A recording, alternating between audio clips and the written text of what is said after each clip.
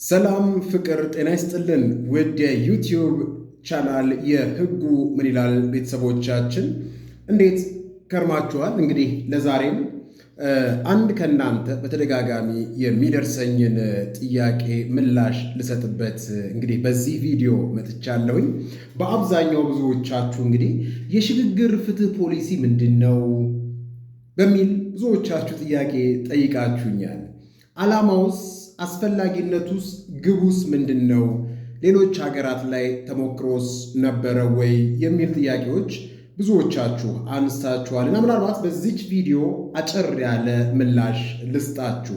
እንግዲህ እንደሚታወቀው ውድ ቤተሰቦቼ በ2011 በአዲስ አበባ የጸደቀው የአፍሪካ ህብረት የሽግግር ፍትህ ፖሊሲ ማዕቀፍ የሽግግር ፍትህ ሀገራት የተለያየ የፖሊሲ እርምጃዎችንና ተቋማዊ አሰራሮችን በመጠቀም ያለፉ ጥሰቶችን፣ ክፍፍሎችና አለመመጣጠኖችን ለማስወገድና ለደህንነት፣ ለዲሞክራሲ፣ ለማህበራዊና ኢኮኖሚያዊ ለውጥ ስርዓት ግንባታ ምቹ ሁኔታዎችን ለመፍጠር የሚደረግ አስፈላጊ ሂደት እንደሆነ ይገልጻል። በዋናነት እንግዲህ ይህ ከሆነ ደግሞ ከተለያዩ አገራት ልምድ እንደታየውም ውድ ታዳሚያኖች የሽግግር ፍትህ ስርዓት ከእርስ በርስ ጦርነት፣ ግጭትና ጭቆና በመውጣት በፖለቲካና ዴሞክራሲያዊ ስርዓት ግንባታ ትርጉም ያለው ሽግግር ለማድረግ በሞከሩ በርካታ ሀገራት ተተግብረዋል። በእውነት እርቅና ፍትህ ላይ የተመሰረተ ዘላቂ ሰላም በማስገኘት ረገድም ከፍተኛ አስተዋጽኦ እንዳበረከተም ይታመናል። በዋናነት ይህንን ለማየት በሩዋንዳ የነበረውን የእርስ በርስ ግጭት እና የዘር ማጥፋት ሂደትን በተመለከተ በሽግግር ፍትህ መፍትሄ እንዳገኘ ይታመናል። በዋናነት በደቡብ አፍሪካም እንደዛ በነጮችና በጥቁሮች መሃል የነበረውን አለመግባባት የነበረውን የአፓርታይድ ስርዓት በደንብ የምናስተውለው ነው። ከዛ የኔልሰን ማንዴላ ከ27 ዓመት የእስር ቆይታ በኋላ እንግዲህ በግልጽ በይቅርታ ሁሉንም አንድ አድርገው በዛ አንጻር እንግዲህ ደቡብ አፍሪካ የቀጠለችበት አግባብም ይታወቃል። እንግዲህ በሌላም አንግል ካየን እንግዲህ የነ ኮሎምቢያንም ማንሳት ይቻላል። ኮሎምቢያ ለረዥም ጊዜ ኢቨን እስካሁን ድረስ የዘለቀ የሽግግር ፍትህ ሂደት እያደረገች ያለች መሆኑም ይታመናል። አንጃ ይዘው ወደ ነፍጥ አንግተው ወደ ጫካ ገብተው የሪቤል ፋይት ወይንም የጎሬላ ፋይተርስ የሽምቅ ተዋጊዎችና በመንግስት መሃል የነበረው ስምምነት በተወሰነ ደረጃ የኮሎምቢያን ሰላም በዚህ አንጻር አምጥቶታል። እንግዲህ እነ ዩጋንዳንም ማየት ይቻላል። በአንጻሩ እንግዲህ እኛ ሀገር የሽግግር ፍትህ ሲባል አሁን ፖሊሲው እንግዲህ የጸደቀበትን ጊዜ እናስታውሳለን። ይህ የሽግግር ፍትህ ፖሊሲ በሚል እንግዲህ በኢትዮጵያ የጸደቀው መጋቢት 2016 ነው። ያም ማለት የዛሬ ዓመት እንደማለት ነው በግልጽ። አዎ የኢትዮጵያ ፌዴራላዊ ዴሞክራሲያዊ ሪፐብሊክ የሽግግር ፍትህ ፖሊሲ ይለዋል።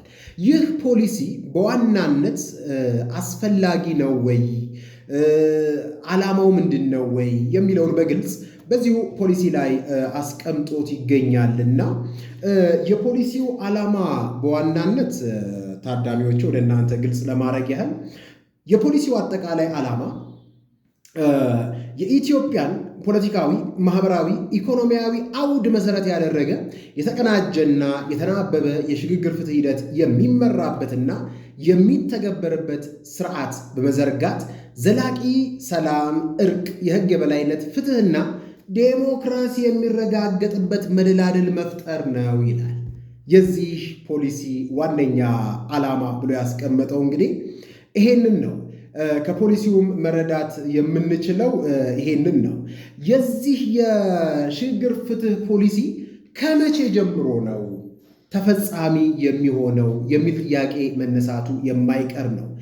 በግልጽ እንግዲህ ፖሊሲው ላይ ከመቼ ጀምሮ ይህ የሽግግር ፍትህ ፖሊሲ ሊፈጸም ይገባዋል የሚለውን ስናይ እንግዲህ የኢፌዴሪ ህገ መንግስት ከጸደቀበት ከ1987 ወደዚህ ተፈጸሙ የተባሉ ወንጀሎች ሁሉ ተፈጸሙ የተባሉ ጉልህ የሰብአዊ መብት ጥሰቶች ሁሉ ፖለቲካውን መሰረት አድርገው ማለት ነው ተፈጻሚ የሚሆኑበት ወይንም ተጠያቂ ሊሆኑ የሚችሉበት አጥፊዎቹ በጉልህ የሰብአዊ መብት ጥሰት ላይ የተሰማሩቱ ማለት ነው እነሱን ሊቀጣ የሚችልበት አግባብ እንዳለ የግድም ነው ግልጽም እንደሆነ ያሳየናል። ከዚህ አንጻር ውድ ታዳሚያኖቼ ግን ግልጽ ሊሆንልን የሚገባው የሽግግር ፖሊሲ በኢትዮጵያ እንደ ፖሊሲ ማዕቀፍ ባይኖርም ከዚህ ቀደም በነበሩ መንግስታት ለምሳሌ የዘውዱ ስርዓተ መንግስት ተገርሶ የወታደራዊ መንግስት ሲመጣ በዛ አንጻር ሽግግር ሊያስብል የሚችል አካሄድ አልነበረም ወይ በኢትዮጵያ ውስጥ? ለምሳሌ በወሎ ድርቅ ምክንያት እንዲሁም ደግሞ በሙስና እና የመሬት ከበርቴዎችን ለመቅጣት በማሰብ እና በጊዜው የነበሩ የፖለቲካ መሪዎችን እንግዲህ ከንጉሱ ባሻገር ያሉትን ለመቅጣት በማሰብ 60 ሚኒስትሮችና በሚኒስትር ደረጃ የነበሩ በጦር ጀነራል ደረጃ የነበሩ በመሬት ከበርቴ የነበሩትን ሰዎች ተጠያቂ አድርገናል ሊያስብል በሚችል መልኩ ውሳኔ ሳይሰጥ በፍርድ ቤት ሊሆን ይችላል፣ በሌላ ሽግግሩን ሊመራ በሚችል የፍትህ ተቋም ልዩ አቃቢ ሕግ ሊሆን ይችላል፣ ልዩ ችሎት ሊሆን ይችላል። በዛ አንጻር ውሳኔ ሳያገኝ 60 ሚኒስትሮችን ረሽነናል። ከዛ በኋላ ምን አይነት ሽግግር እንደመጣ በሀገራችን የምናውቀው ነው። ያ እንዳለ ሆኖ ውድ ተከታታዮቼ የኢህአዴግ መንግስት ወደ ስልጣን ሲመጣ ያ ማለት በ1983 ዓመተ ምህረት እንግዲህ 400 ያህል የደርግ የጦር ጀነራሎችን ከፍተኛ ኃላፊዎችን እንዲሁም ደግሞ በቀይ ሽብር ተሳትፎ አላቸው የሚባሉትን ሁሉ መሪውን ፕሬዝዳንት መንግስቱ ኃይለማርያምን ወይንም ኮሎኔል መንግስቱ ኃይለማርያምን ጨምሮ በዛ አንጻር እርምጃ ተወስዶባቸው ነበረ። እንግዲህ በአዋጅ ቁጥር 22/1992 እንግዲህ በደርግ ጊዜ አጥፊዎችን ለመወንጀል የሚያስችል 400 ያህል የጊዜው ባለስልጣናት መሪውን ኮሎኔል መንግስቱ ኃይለማርያምን ቅድም እንደገለጽኩት ሙሉ በሙሉ ወደ ወህኒ ተወርውረው ነበረ። ፍትህ ሳያገኙ ፍርድ ሳያገኙ ምናልባትም የለውጡ መንግስት በዶክተር አብይ አህመድ ሲደረግ ግማሾቹም ከሀገር ወጥተው ነበረ፣ መሪውን ጨምሮ ግማሾቹም እስር ቤት ሞተው ነበረ። ግማሾቹም እንግዲህ በይቅርታ የወጡበት አግባብ አለ። ይህ እንደ ሽግግር አልነበረም ወይ? ኢህአዴግም ልዩ የአቃቤ ሕግ ቢሮ አቋቁሞ ወይም ልዩ የአቃቤ ሕግ ቢሮ አደራጅቶ እንደነዚህ አይነት ወንጀሎችን ጉልህ የሰብአዊ መብት ጥሰት ያደረጉ በጊዜው ባለስልጣናት ሆነው ለሰብአዊ መብት ጥሰት፣ ለዘር ማጥፋት እንዲሁም ደግሞ ጉልህ ለሆነ የሰብአዊ መብት ጥሰቶች ላይ በተሰማሩ ሰዎች ላይ ቅድም እንደገለጽኩት 400 ያህል ግለሰቦች ላይ በልዩ አቃቤ ሕግ ተቋቁሞ ውሳኔ ተሰጥቶባቸው ወደ ፍርድ ቤት ቀርበው ለዘመናት ጉዳያቸው ተረስቶ የወጡበት አግባብ አለ። አሁንም በለውጡ መንግስት በብልጽግና መራሹ መንግስት ጊዜ ቀድሞ የነበሩ ጥፋቶችን በህወሓት ዘመነ መንግስት የተደረጉ ወይም ህወሓት መራሹ ኃይል በሚመራት ኢትዮጵያ የተፈጸሙ ወንጀሎችን ለማስተካከል ሲባል ወይም ጉልህ የሰብአዊ መብት ጥሰቶች ፈጽመዋል የተባሉት ላይ እርምጃ እንውሰድ ስንል የፌዴራል መንግስቱና የትግራይ ብሔራዊ ክልላዊ መንግስት ጦርነቱ ውስጥ መግባታቸው ይታወሳል፣ ይታወቃል። የዛን ክልል ባለስልጣናትም የታሰሩ እንደነበረ እጅግ ጉምቱ የምንላቸው እንደ ሀገር እንደ አህጉር ዕውቀታቸው ሊያስፈልገን ይችላል የምንላቸው የትግራይ ብሔራዊ ክልላዊ መንግስት ወይንም የህወሓት አባላት የነበሩ ተገድለዋል። እጅግ ብዙዎች በጦርነቱ ሞተዋል፣ አካል ጉዳተኛ ሆነዋል፣ ሴቶች ተደፍረዋል፣ ሕፃናት ያለ እናት ያለ አባት ቀርተዋል። ክልሉም ለከፍተኛ ችግር ተዳርጓል። ግን ይህ አካሄድ በምን አግባብና እንዴት ቆመ የሚለውን ስናይ በእርግጥም በፕሪቶሪያ ወይም በደቡብ አፍሪካ ሁለቱ ኃይላት ባደረጉት እርቅ እና ስምምነት እንደሆነም ይታመናል። ስለዚህ የኛ የሽግግር ፍትህ ፖሊሲ ጉልህ የሰብአዊ መብት ጥሰት ላይ የተሰማሩ ኃላፊዎች፣ የተቋም መሪዎች፣ የጦር አዛዦች፣ ባለስልጣናትን ይቀጣል በሚል የተቀመጠ ኤክስኪውዝ እንኳን አይሰጥም። በህገ መንግስታችን አንቀጽ 28 የተደነገገውን ድንጋጌ በተመለከተ ጥፋት ፈጽመዋል ተብሎ የተገኙ አካላት ካሉ ያለምንም ይቅርታ አካውንታቢሊቲ ወይንም ተጠያቂነት ይደረግባቸዋል። በዚህ በህገ መንግስታችን አንቀጽ 28 ምንድን ነው የሰፈረው የሚለውን ስናይ ለምሳሌ የሰው ዘር ማጥፋት፣ ያለ ፍርድ የሞት ቅጣት እርምጃ መውሰድ፣ አስገድዶ ሰውን የመሰወር ወይንም ኢሰብአዊ የድብደባ ድርጊቶችን በፈጸሙ ሰዎች ላይ ክስ ማቅረብ በይርጋ አይታገድም ይላል። ስለዚህ የሽግግር ፍትሁ በራሱ እነዚህን ተግባራት የፈጸሙ ግለሰቦች ላይ ይቅርታ አልሰጥም ብሏል፣ ተጠያቂ አደርጋለሁ ብሏል።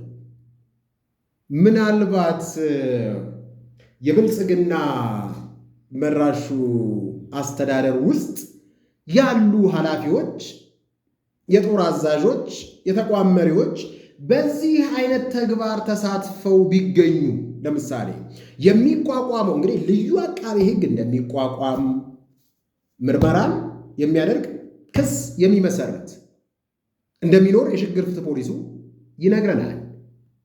ይህ ፖሊሲ በራሱ ልዩ ፍርድ ቤት በከፍተኛ ፍርድ ቤት ሌቨል ያለ ጊዜያዊ ፍርድ ቤት እንደሚቋቋም የይግባኝ ደረጃ ያለው ሊሆን እንደሚችል ይነገራል። ሰው ይህ ልዩ አቃቤ ሕግ ሲያጣራ ብልጽግና ውስጥ ያሉ ሰዎች ቢገኙ ምናልባትም እንደው መሪውም ተሳትፎበታል የሚል ነገር ቢኖር ተፈጻሚነት ይኖረው ይሆን? ለምሳሌ ትግራይ ክልላዊ መንግስት ያሉ የህወሓት አባላት ላይ ይህን ነገር እንፈጽም ብንል ቀድመን እንደሞከር ነው ፍትሃዊ ወይንም ተፍጻሜቱ ያማረ ይሆናል ወይ? ዳግም ወደ ጦርነት አንገባም ወይ? ምናልባት በእኔ የሽግግር ፍትህ ፖሊሲው የሚለው በግልጽ ይሄንን ነው። በግልጽ በጉልህ የሰብአዊ መብት ጥሰት ላይ የተሰማሩ አካላት ካሉ ተጠያቂ ሊደረጉ እንደሚገባ ይደነግጋል። በፖሊሲው 2.1.2 ላይ ምርመራ የሚከናወንባቸውና ክስ የሚመሰረትባቸው አጥፊዎች ይላል። በሽግግር ፍትህ ትግበራ ሂደት የሽግግር ፍትህ ስልቶችን በተቀናጀና በተጣጣመ መልኩ መተግበር ፍትህ ለማስፈን የህግ የበላይነትን ለማረጋገጥና ዘላቂ ሰላምና መረጋጋትን ለማምጣት አስፈላጊና መሰረታዊ ጉዳይ ነው። ከሀገሪቱ ተጨባጭ ሁኔታዎች አንጻር በሁሉም አጥፊዎች ላይ ምርመራ ማካሄድና ክስ መመስረት ተመራጭ አካሄድ አይሆንም ይላል። ግንስ በእነማን ላይ ነው ምርመራና ክስ የሚደረገው ስንል ቅድም ባነሳሁት አግባብ ጉልህ የሰብአዊ መብት ጥሰት የፈጸሙ ግለሰቦች ለምሳሌ በሽግግር ፍትህ ትግበራ የወንጀል ምርመራ የሚካሄድባቸውና ክስ የሚመሰረትባቸው አጥፊዎችን በተመለከተ የሚከተሉት የፖሊሲ አቅጣጫዎችና ስልቶች ተግባራዊ ይደረጋሉ ይላል። ለምሳሌ በጉልህ የሰብአዊ መብት ጥሰት ወይም አፈጻጸም ሂደት ከፍተኛ ደረጃ ወንጀል ተሳትፎ ያላቸው አጥፊዎች የሚለዩበት ግልጽ ስርዓት ይዘረጋል። በፖሊሲ የተካተቱ ወንጀሎች በተመለከተ በአጥፊዎች ላይ የወንጀል ሙሉ ተጠያቂነት ለማረጋገጥ እንዲቻል ያለመከሰስ መብት ተፈጻሚነት እንዳይኖረው ይደረጋል። ለምሳሌ ያ ግለሰብ የፓርላማ አባል ቢሆን ኢሚዩኒቲ አለው፣ ያለመከሰስ መብት አለው። ግን ይህ ያለመከሰስ መብቱ ይነሳል እያለ ነው። ለዚህ የሽግግር ፍትህ ሲባል ለዚህ የሽግግር ፍትህ ክስ አመሰራረት ምርመራና በዛ ደረጃ ማስረጃ ሲገኝ ደግሞ ተጠያቂ ሊሆን የሚችልበትን አንጻርና አግባብ ሲያሳየን ማለት ነው። እንደው ዝቅ ብለን ለማየት ያህል አሁን ተቋማዊ አካሄዱን ስናይ ልዩ የሆነ የአቃቤ ሕግ ቢሮ እንደሚቋቋም አሁን ካለው የአቃቤ ሕግ ቢሮ ግን ያው በበላይነት ይህ አቃቤ ሕግ የፍትህ ሚኒስትር ወይንም የጠቅላይ አቃቤ ሕግ የሚቆጣጠረው የሚሆንበት የፍርድ ሂደትን በተመለከተም ልዩ ፍርድ ቤት ሊቋቋም እንደሚችል ያሳየናል። በዋናነት ፖሊሲው ይሄንን ስናይ እውነት ገለልተኛ እና ፍትሃዊ ይሆናል ወይ የሚል ጥያቄ ሊነሳ ይችላል። በሂደት የምናየው ይሆናል። እውነትን ማፈላለግና ይፋ ማውጣት እና እርቅ ተግባራዊ የሚደረግባቸው ጉዳዮችም አሉ። የእውነት አፈላላጊ ኮሚሽንም እንደሚቋቋም በግልጽ ይህ የሽግግር ፍትህ ፖሊሲው ያሳየናል። ከዚህ አንጻር ምህረት የማይሰጥባቸው ሁኔታዎች ምህረት ሊሰጥ እንደማይችልም ያሳየናል። በነገራችን ላይ ምህረት ይህ የሚሆነው ከምን አንጻር ነው? ቅድም አንስቼዋለሁ። በሕገ መንግሥታችን አንቀጽ 28 ንዑስ ቁጥር 1 ላይ የተደነገገውን ወንጀል የፈጸሙ ሰዎች በፍጹም ምህረት አይሰጣቸው። ለምሳሌ በትግራይ ክልላዊ መንግስት ያሉ የህወሓት መራሹ ኃላፊዎች፣ የተቋም መሪዎች፣ የጦር አዛዦች ወይም በዚሁም በብልጽግናውም ያሉ ሆነው ምናልባት የሰው ዘር ማጥፋት ወንጀል ፈጽመዋል፣ ያለ ፍርድ የሞት ቅጣት እርምጃ ወስደዋል፣ በአስገዳጅ ሰውን ሰውረዋል፣ ኢሰብአዊ ድብደባ ፈጽመዋል ተብሎ ውንጀላ ቢቀርብባቸው እንደው ባላንስድ ይሆናል ወይ ፍትሃዊ ይሆናል ወይ የሚል ጥያቄ ብዙዎች ያነሳሉና እናንተስ እንዴት ታዩታላችሁ? በምን አግባብ ነው የምትረዱት? የሽግግር ፍትህ ፖሊሲው ሲባል እንዴትስ ተፈጻሚ ይሆናል? እንግዲህ ተፈጻሚነቱን ለማረጋገጥ በዋናነት የብዙ ባለድርሻ አካላት የተቀናጀ ርብርብ ግዴታ መሆኑን በግልጽ ይህ ፖሊሲ በራሱ ያሳየናል። ለምሳሌ ከዛ ውስጥ የክልሎች ሚና፣ ክልሎች በራሳቸው ሚና አላቸው። የክልሎች ሚና በራሱ በዝርዝር ብዙ ነው። በሽግግር ፍትህ ትግበራ ሂደት ክልሎች የሚኖራቸው ሚና ለይቶና ዘርዝሮ ማስቀመጥ በፌዴራልና በክልሎች መካከል መልካም የሥራ ግንኙነት በመፍጠር የሽግግር ፍትህ ዓላማዎችን በተሻለ ደረጃ ለማሳካት ትልቅ አስተዋጽኦ ይኖረዋል ይላል። እንግዲህ ዝርዝሮቹም ግልጽ ናቸው። ከፖሊሲው ላይ ማየት የምትችሉት ነው። ውድ ታዳሚዎቼ ባህላዊ የፍትህ ስርዓቶቻችን ለምሳሌ ኤዲአር የምንለው ኦልተርኔቲቭ ዲስፒዩት ሪዞሉሽንስ የምንላቸው በአፋር አካባቢ ያለ የግጭት አፈታት ዘዴ፣ በሶማሊያ አካባቢ ያለ፣ በኦሮሚያ አካባቢ ያለ፣ በትግራይ፣ በአማራ ወዘተርፈ እነሱ ሁሉ ግዴታ ሮል አላቸው፣ ተግባርና ኃላፊነት አለባቸው። ቢካውስ እንደ ሀገር ስለሆነ ይህ ፖሊሲ የወጣው በሀገሪቱ ለዘመናት ሲተገበሩ የቆዩ በርካታ ባህላዊና ሃይማኖታዊ የግጭት መፍቻ ዘዴዎች አሉ። በማህበረሰቡም ሆነ በግለሰብ ደረጃ የሚከሰቱ የተለያዩ ግጭቶችን በእውነትና በይቅርታ ላይ የተመሰረተ ፍትህ የመስጠት ስብራቶችን የመጠገንና ሰላም የማስፈን ሚና ሲጫወቱ ቆይተዋል ነው። ያንን ሚናቸውንም ግዴታ ሊጫወቱት ይገባል። የባለብዙ ዘርፍ ጉዳዮች የክሮስ ከቲንግ ኢሹስ የሚባሉት የሽግግር ፍትህ ፖሊሲና ትግበራ ሂደት አንዱ ገዢ መርህ ተጋላጭ ለሆኑ የህብረተሰብ ክፍሎች ልዩ ትኩረት መስጠት ነው ይላል። ለምሳሌ ተጋላጭ የሆኑ የህብረተሰብ ክፍሎች የምንላቸው እነማን ናቸው? ሴቶች፣ ህፃናት፣ አረጋውያን፣ ምናልባት በጦርነት ውስጥ ተሳትፎ ኖሯቸው ደግሞ አካላቸውን ያጡ፣ የሞቱ፣ የሙታን ቤተሰቦች፣ የሙታን ልጆች በራሳቸው እነሱ ሁሉ ትኩረት የሚሻ ይሆናል ማለት ነው። በሽግግር ፍትህ ፖሊሲው እነሱን መጠበቅ በራሱ ለነሱ የሚሆን ተግባር መፈጸም በራሱ የመንግስት አካላትና የባለድርሻ አካላት ሚናም በግልጽ ተለይቶ ይገኛል። የመንግስት አካላት ሲባል እንግዲህ የፍትህ ሚኒስቴር ነው። በግልጽ የፍትህ ሚኒስቴር የወንጀል ፍትህ አስተዳደር ስርዓቱን በበላይነት የመምራትና የማስተባበር ኃላፊነት የተሰጠው ተቋም ነው ይታመናል። አዎ። የፌዴራል መንግስቱ የህግ አማካሪ መሆኑ ይታመናል። አዎ። ፖሊሲውም ይሄንን ይላል። ስለሆነም የሽግግር ፍትህ ሂደት ውጤታማ በሆነ መንገድ እንዲፈጸም ለማድረግ የሚያስችሉ ምቹ ሁኔታዎችን ከመፍጠር አንጻር የፍትህ ሚኒስቴር የበኩሉን ሚና እንዲጫወት ይደረጋል። እንግዲህ ሚናዎቹ ምንድናቸው? በዚህ ፖሊሲ የተለዩ የሽግግር ፍትህ ስልቶችን ተግባራዊ ለማድረግ እንዲቋቋሙ የተመለከቱት ተቋማት ማቋቋሚያ የህግ ማዕቀፎች ያዘጋጃል፣ ለሚመለከተው አካል ያቀርባል። የሚቋቋሙ ተቋማት ራሳቸውን ችለው ስራ እስኪጀምሩ ድረስ የውስጥ አሰራር ደንቦችና መመሪያዎችን ያዘጋጃል።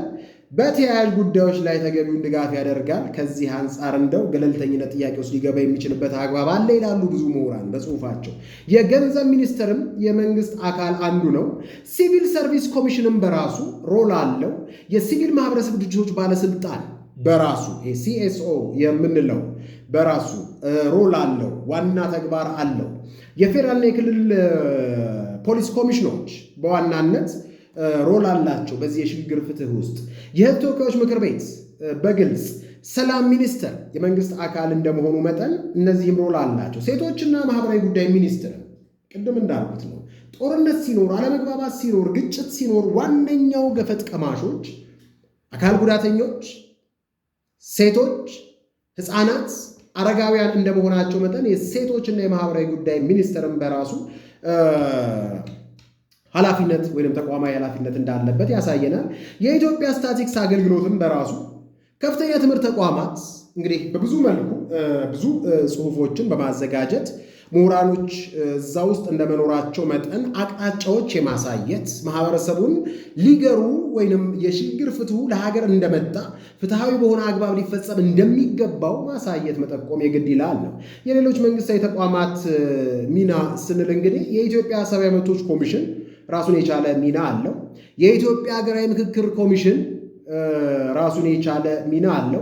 የሲቪል ማህበረሰብ ድርጅቶች ይሄ ኤንጂኦዎች የምንላቸው አሉ አይደለ? ሲቪል ማህበረሰብ ድርጅቶች የምንላቸው ማህበረሰብ ውስጥ በጥልቀት የሚሰሩ አሉ በብዙ መልኩ። የኢትዮጵያ የፖለቲካ ፓርቲዎች የጋራ ምክር ቤት በራሱ ኃላፊነት አለበት። የፖለቲካ ፓርቲዎች በራሳቸው መተቸት፣ ማጥላላት ብቻ ሳይሆን እንደ ሀገር እንድንቆም ያሉ ተግዳሮቶችም ካሉ በምን መልኩ ይስተካከሉ፣ ነገም እነሱ አሸንፈው ወደ ስልጣን ሲመጡ እንደው 1000 ዓመት የሚነግስ የለም በምድርም ላይ 1000 ዓመት የቆየም ፓርቲ የለም፣ 100 ዓመትም በዛው ልክ እና ስለዚህ እነሱ ነገ የሚረከቧት ሀገር በጥሩ ማዕቀፍ ላይ የቆመች እንድትሆን ማስቻል የግድ ይላል። የሌሎች ባለድርሻ አካላት ሚናም ስናይ ይህን ይመስላል። የፖሊሲው አፈጻጸም ክትትልና ግምገማንን በተመለከተ በዚህ አንጻር የሚታይ ይሆናል። እንደው የሽግግር ፍትህ ፖሊሲውን በተመለከተ ከእናንተስ ምን ይጠበቃል? ውድ የዩቲዩብ ቤተሰቦቼ እንግዲህ የሽግግር ፍትሁን በተመለከተ በወፍ በረር ይሄን ይመስላል። የአሁኑ የሽግግር ፍትህ በፖሊሲ ማዕቀፍ ደረጃ መጣ እንጂ ደርግ የኃይለ ሥላሴን ዘመነ መንግስት ላይ የነበሩ 60 ሚኒስትሮችን መረሸኑ ያመጣው ፍትህ፣ ይቅርታ፣ ሰላም አለ ወይ? ኢህአዴግ ሲመጣ 400 ያህል የደርግ ባለስልጣናት የጦር አዛዦች ላይ በቀይ ሽብር ተወንጅለው በዛ ደረጃ ብዙዎቹ ከሀገራቸው ርቀው ለዘመናት ብዙዎቹም ዕድሜ ልክ ተፈርዶባቸው የቆዩትን በተመለከተ ስናይ ያን ያህል አስተምሮናል ወይ? እንደው ለተጎጂዎች ደግሞ በዛ ደረጃ ጥሩ ማሳያ ይሆናል በሚል የኢህአዴግ ዘመነ መንግስት ሜሞሪያል አቋቁሟል። ለምሳሌ ቀይ ሽብር ሰማዕታት ማየት ይቻላል። በየቦታው የቆሙ ሐውልቶች አሉ። እነዚህ ሐውልቶች ለጸብ ላለመረጋጋት ወይንም ለእርስ በርስ ግጭት ዳርገውናል ነው ወይንስ ደግሞ ራሱን የቻለ ያመጣው ፍትህ ነበረ?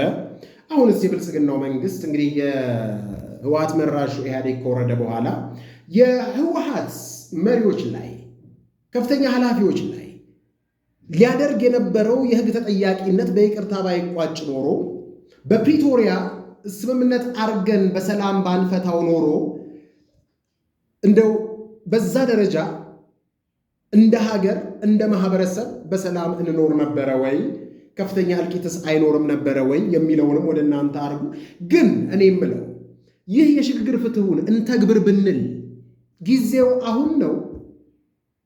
ፍትህ ነው? ሰላምስ ነው የሚቀድመው? በየቦታው ዘጭንቦች የሚል እንግዲህ የጦርነት ድምፅ መስማት በአማራ አካባቢ፣ በትግራይ አካባቢ፣ በአፋር፣ በሶማሊያ፣ በቤንሻንጉል አካባቢ ያሉ አለመግባባቶችን የምንሰማቸዋል። ሰላም ነው የሚቀድመው ወይስ ፍትህ ነው የሚቀድመው? መልሳችሁን ኮሜንት ላይ አኑሩልኝ። አመሰግናለሁ።